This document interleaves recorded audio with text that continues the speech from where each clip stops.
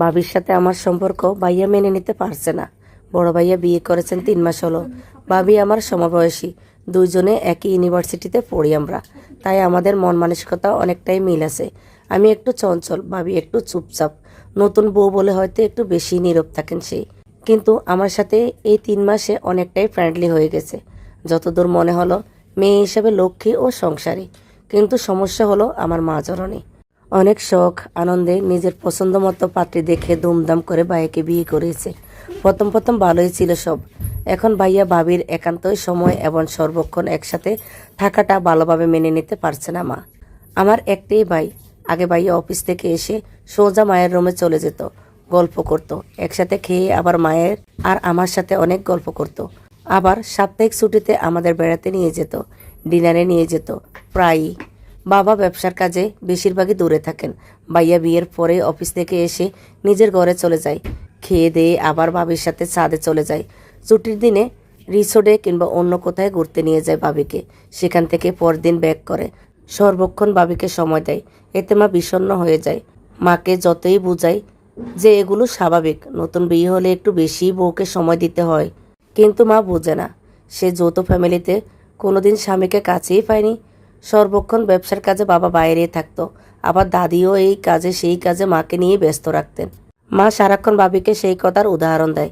ভাবি একটু গড়কোনা ধরনের, ক্লাস না থাকলে ঘর থেকে বের হয় না বেশি। আমাকে মাঝে মাঝে টেক্সট করে গল্প করার জন্য। মা এতে রাগ করে, বউ কেন সারাক্ষণ ঘরে বসে থাকে। কিন্তু আমাদের বাড়িতে কাজ করার বউ আছে 2জন, যাবতীয় কাজ ওরাই করে। মা তেমন কোনো কাজ করে না, আমিও না। তবে মা 2-1 আইটেম রান্না করে শখের বসে। মা চাই ভাবিও রান্না করুক, কিন্তু ভাবি রান্না বান্না একদমই জানেন না। বিয়ের আগে ভাবির বাবা মা বলেছিলেন এই কথা, আমরা আপত্তি করিনি, কারণ রান্নার লোক আছে। তাছাড়া আমিও আহামরি কোনো রান্নাবান্না কাজ জানি না।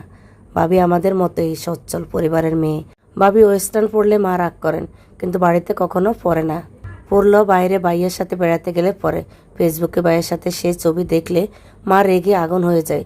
ভাবি দেরিতে ঘুম থেকে উঠলে মা ভাইয়ের রুমে নক করে। ভাবি লজ্জায় কিছু বলে না, কিন্তু আমি জেগে থাকলে মাকে বাধা দিই। কিন্তু আমি ঘুমাইয়ে থাকলে মা তখনই এই কাজগুলো করে। ভাবি দেখতে বেশ সুন্দরী হলেও মা প্রায় আমার সাথে তুলনা করে ভাবির, খুদ ধরে। এতে আমি ভাবির সামনে লজ্জায় পড়ে যাই। এমন অনেক কিছুই করে যা আসলে করা উচিত নয়। আমার বিয়ের কথা চলছে, ভাবছি আমার বিয়ে হলে মা আরও একা হয়ে যাবে, তখন ভাবির সাথে কি না করে। আমিও থাকবো না বোঝানোর জন্য। আমার মা আগে এমন ছিল না, খুব ভদ্র ও শিক্ষিত মানুষ উনি, কখনো কারোর সাথে ঝগড়াও হয়নি। কিন্তু ভাইয়ের বিয়ের পরে এমনভাবে বদলে যাবে ভাবতে পারিনি।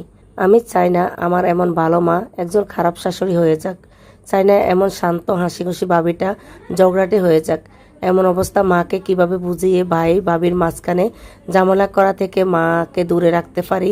মা কখনো আলাদা থাকবে না। ভাইও মাকে অনেক ভালোবাসে, ভাবিকেও ভালোবাসে। কিভাবে মা বুঝতে